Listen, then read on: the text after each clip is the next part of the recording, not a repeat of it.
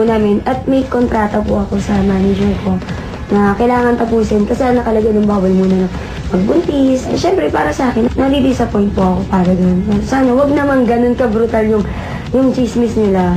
Ano ngayon ang gusto mong sabihin sa mga taong nagkakalat ng ganitong balita? Bago nila ikumpirma na totoo, diba, na alamin muna nila.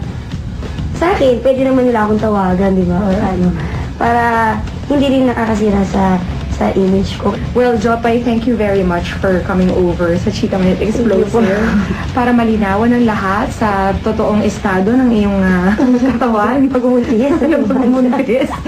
And good luck on all your projects on the show, Daisy Siete. Yeah, thank you po. Sana supportahan pa rin po nila yung Daisy Siete. Thank you, Jopay. Thank you po.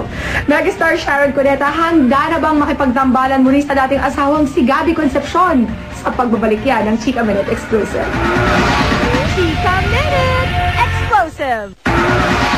Chika Minute Explosive!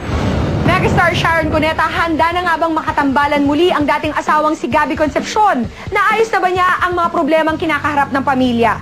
Isisiwalat niya lahat yan sa ating showbiz lookout na si Nelson Canlas. Eto, sasabog na. Isang pasabog ang isiniwalat ng megastar sa Chika Minute Explosive na tiyak na ikaka-excite ng mga diehard Sharon Gabby fans. Ayoko naman magpa-party ang mga Sharon Gabby, ano? Pero hindi naman siguro malayong mangyari. Uy, love kita. Sa'yo ko lang sinabi yun.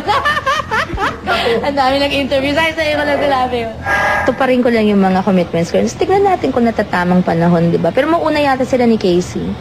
Humaharap naman sa isang matinding pagsubok ang pamilya ng megastar. Di umano ay di na pa sa kanila ang mana na iniwan ng ama na si dating Mayor Pablo Cuneta na ngayon ay kanilang ipinaglalaban. Pinagkatiwala niya yon sa isang tao na close siya doon, parang anak niya.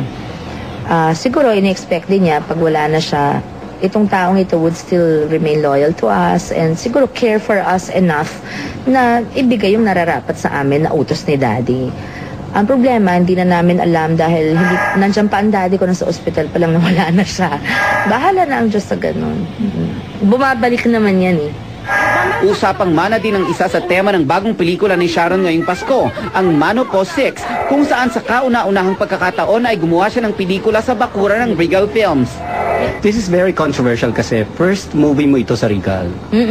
Biro mo 31 years na ako sa showbiz, sabi mo ng 29 na artista.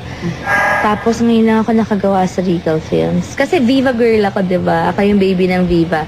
Sila yung talagang magkaaway naman eh, Regal at Viva. So parang hindi ako mahiram. Ayaw ako ipahiram ng Viva kahit kanino, hindi lang naman sa Regal. So ngayon lang talaga natuloy and I'm very proud of the movie naman. At sa mga Sharonians, ito pa ang pasabog ni Mega na gugulat sa inyo sa susunod na taon. You'll be there on January 12 po, libre po yun. Sa Araneta, we'll be doing my birthday concert just for you. And then January din lalabas yung unang issue ng magazine ko na Sharon. Yes! Sharon with an exclamation point. So, I like to keep doing movies in 2010 kasi parang na-miss ko talaga.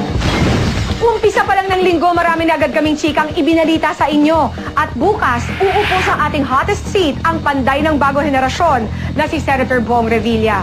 Abangan nyo ang mga pasabog niya. For comments and suggestions, write us at chikaminutexplosive@gmanetwork.com. Ako po si Pia Guanyo. Happy Chika!